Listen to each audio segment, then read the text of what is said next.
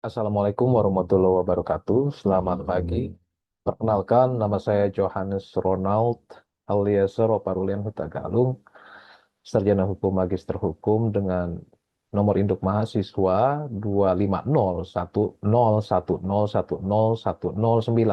Mahasiswa Program Studi Sistem Informasi Universitas Siber Asia.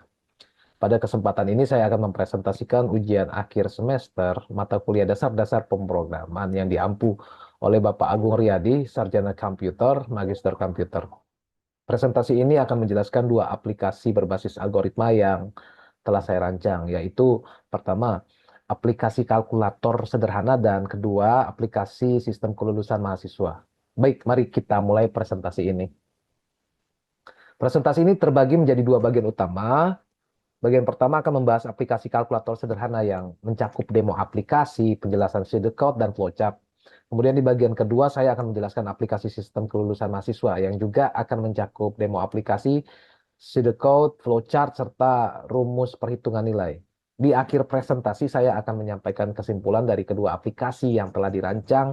Mari kita masuk ke bagian pertama. Bagian pertama, aplikasi kalkulator sederhana.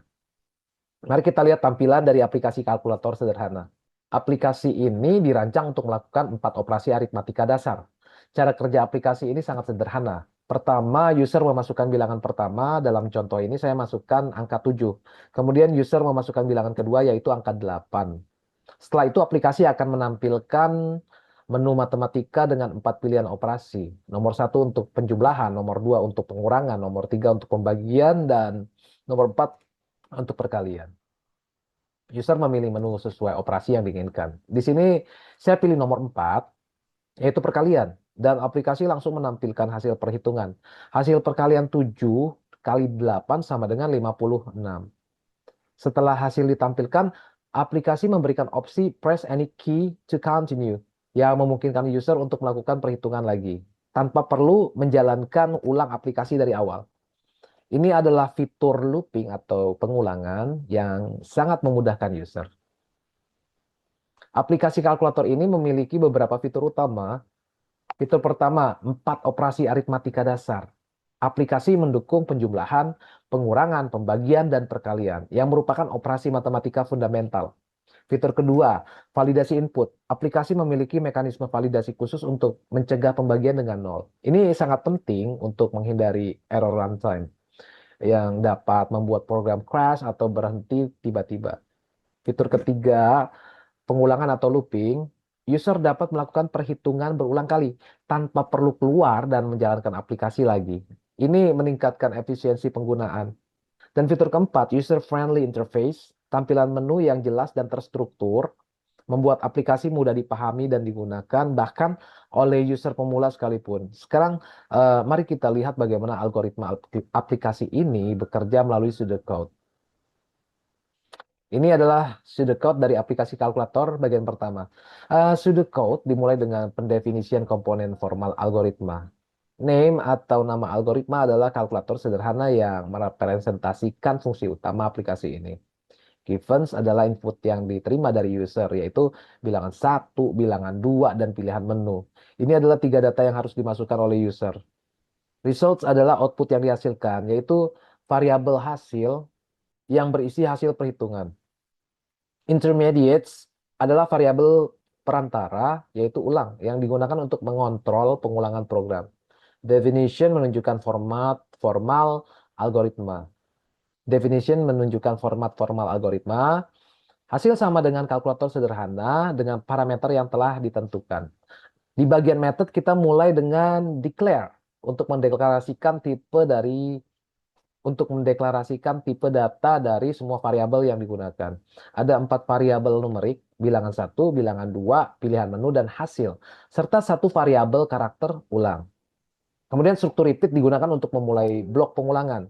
Di dalam repeat, aplikasi akan menampilkan header kalkulator sederhana, menerima input bilangan 1 dan bilangan 2 dari user, menampilkan menu matematika dengan 4 pilihan operasi, dan menerima pilihan menu dari user. Setelah input diterima, program akan melakukan operasi berdasarkan pilihan menu. Mari kita lihat di slide berikutnya. Ini adalah lanjutan pseudocode bagian kedua. Di sini kita melihat struktur kontrol if dash else yang digunakan untuk seleksi operasi matematika. Jika pilihan menu sama dengan 1, maka lakukan penjumlahan. Hasil sama dengan bilangan 1 plus bilangan 2. Jika pilihan menu sama dengan 2, maka lakukan pengurangan. Hasil sama dengan bilangan 1 minus bilangan 2. Jika pilihan menu sama dengan 3, yaitu pembagian, ada validasi khusus di sini. Program akan mengecek apakah bilangan 2 sama dengan 0. Jika ya, tampilkan pesan error. Pembagian dengan 0 tidak diperbolehkan. Jika tidak, baru lakukan pembagian. Hasil sama dengan bilangan 1 dibagi bilangan 2. Ini adalah implementasi dari fitur validasi input yang saya sebutkan tadi. Dan jika pilihan menu sama dengan 4, maka lakukan perkalian. Hasil sama dengan bilangan 1 dikali bilangan 2. Setelah perhitungan selesai, hasil ditampilkan kepada user. Kemudian program meminta input ulang dari user. Struktur repeat akan terus berulang hingga user memasukkan huruf N besar atau N kecil. Yang artinya user ingin keluar dari aplikasi. Dan program berakhir dengan perintah N, selesai. Sekarang mari kita lihat representasi visual dari algoritma ini dalam bentuk flowchart. Ini adalah flowchart dari aplikasi kalkulator sederhana. Di sebelah kiri kita lihat simbol-simbol standar flowchart, oval untuk start dan end yang menandai awal dan akhir program. Parallelogram untuk input dan output, yaitu untuk operasi get dan display. Rectangle atau kotak persegi panjang untuk proses, yaitu operasi perhitungan seperti let hasil sama dengan bilangan 1 ditambah bilangan 2. Diamond atau belah ketupat untuk decision, yaitu percabangan kondisi seperti if. Dan arrow atau panah untuk menunjukkan jalur eksekusi program. Di sebelah kanan ini adalah alur utama program. Langkah 1, program dimulai dari start. Langkah 2, menerima input 2 bilangan dari user. Langkah 3, menampilkan menu operasi. Lalu langkah 4, user memilih menu. Langkah 5, program mengecek pilihan tersebut. Langkah 6, melakukan perhitungan sesuai pilihan. Langkah 7, menampilkan hasil. Langkah 8, bertanya apakah user mau mengulang. Jika ya, program kembali ke langkah 2 untuk input bilangan lagi. Jika tidak, program berakhir di end. Nah, flowchart ini memberikan visualisasi yang sangat jelas tentang bagaimana algoritma bekerja secara step by step. Baik, kita sudah selesai membahas aplikasi kalkulator. Sekarang kita masuk ke bagian kedua. Bagian kedua, aplikasi sistem kelulusan mahasiswa.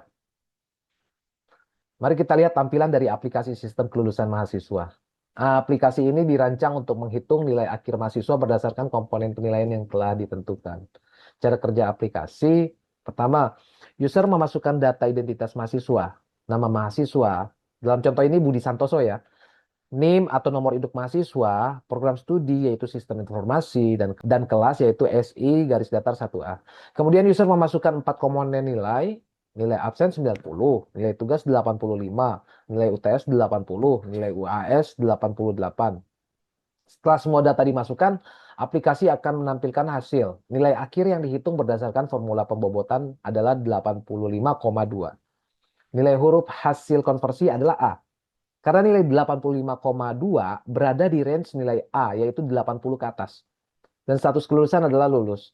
Karena nilai akhir 85,2 sudah di atas batas minimal kelulusan, yaitu 55. Nah, sistem ini sangat membantu untuk automasi perhitungan nilai mahasiswa secara akurat dan konsisten. Sekarang mari kita lihat detail rumus perhitungan yang digunakan. Formula perhitungan nilai akhir adalah 10% dikali nilai absen, ditambah 20% dikali nilai tugas, ditambah 30% dikali nilai UTS, ditambah 40% dikali nilai UAS.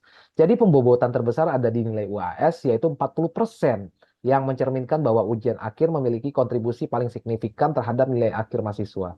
Setelah nilai akhir dihitung, sistem melakukan konversi ke nilai huruf berdasarkan range berikut. Nilai 80 ke atas mendapat huruf A dengan predikat excellent. Nilai 70 sampai 79 mendapat huruf B dengan predikat good. Nilai 55 sampai 69 mendapat huruf C dengan predikat satisfactory. Nilai 40 sampai 54 mendapat huruf D dengan predikat poor. Dan nilai di bawah 40 mendapat huruf E dengan predikat fail. Untuk status kelulusan, sistemnya sangat sederhana. Jika nilai akhir 55 atau lebih, statusnya lulus. Jika nilai akhir kurang dari 55, statusnya tidak lulus.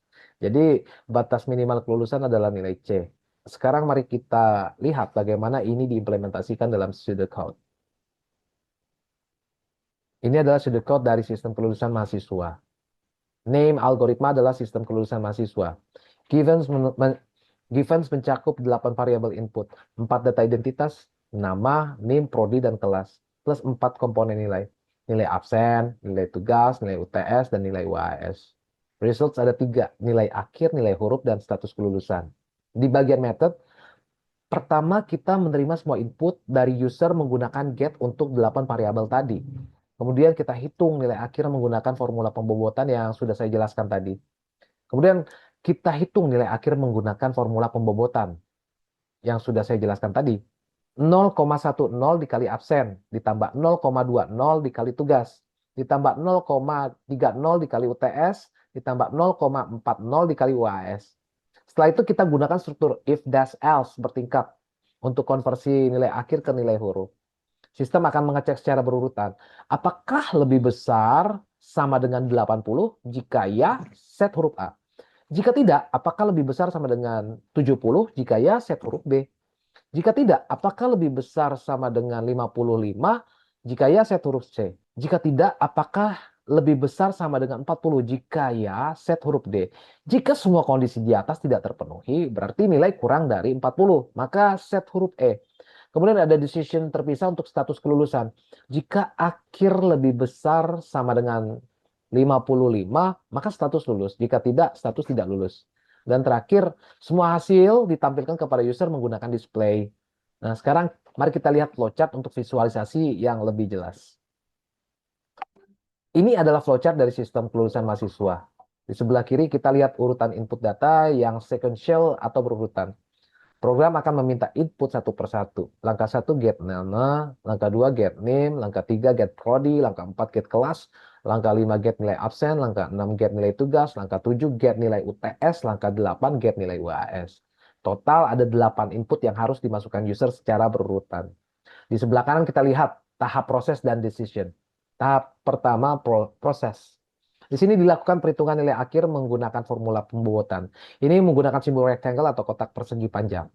Tahap kedua, decision tree untuk nilai huruf. Ini adalah percabangan bertingkat dengan 4 decision point. Pertama, cek apakah nilai lebih besar sama dengan 80. Jika ya, hasilnya A. Jika tidak, cek apakah lebih besar sama dengan 70. Jika ya, hasilnya B. Jika tidak, cek apakah lebih besar sama dengan 55. Jika ya, hasilnya C. Jika tidak, cek apakah lebih besar sama dengan 40. Jika iya, hasilnya D. Jika semua tidak terpenuhi, hasilnya E. Semua cabang ini menggunakan simbol diamond untuk decision atau keputusan. Tahap ketiga, decision untuk status kelulusan. Ini adalah decision point terpisah yang mengecek apakah nilai lebih besar sama dengan 55. Jika ya, status sama dengan lulus. Jika tidak, status sama dengan tidak lulus. Setelah semua proses selesai, hasil ditampilkan ke user dan program berakhir. Flowchart ini menunjukkan bahwa algoritma berjalan secara sistematis dan terstruktur, memastikan tidak ada perhitungan yang terlewat.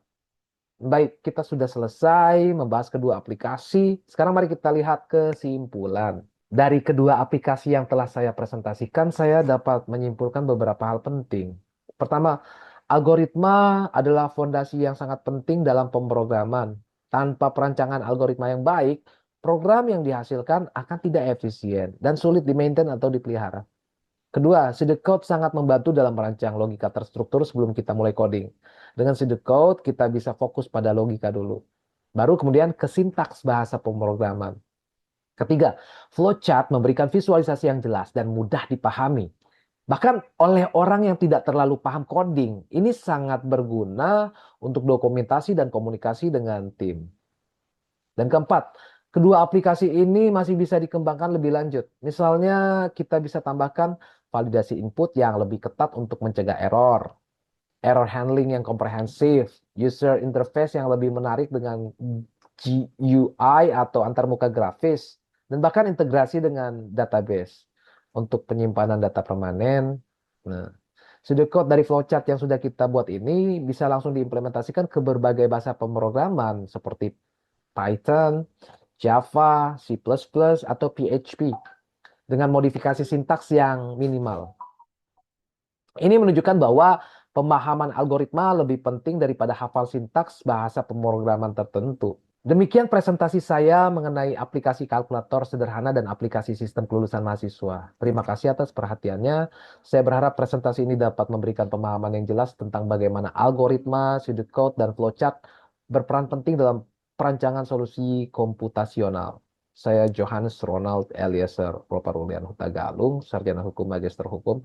Wassalamualaikum warahmatullahi wabarakatuh.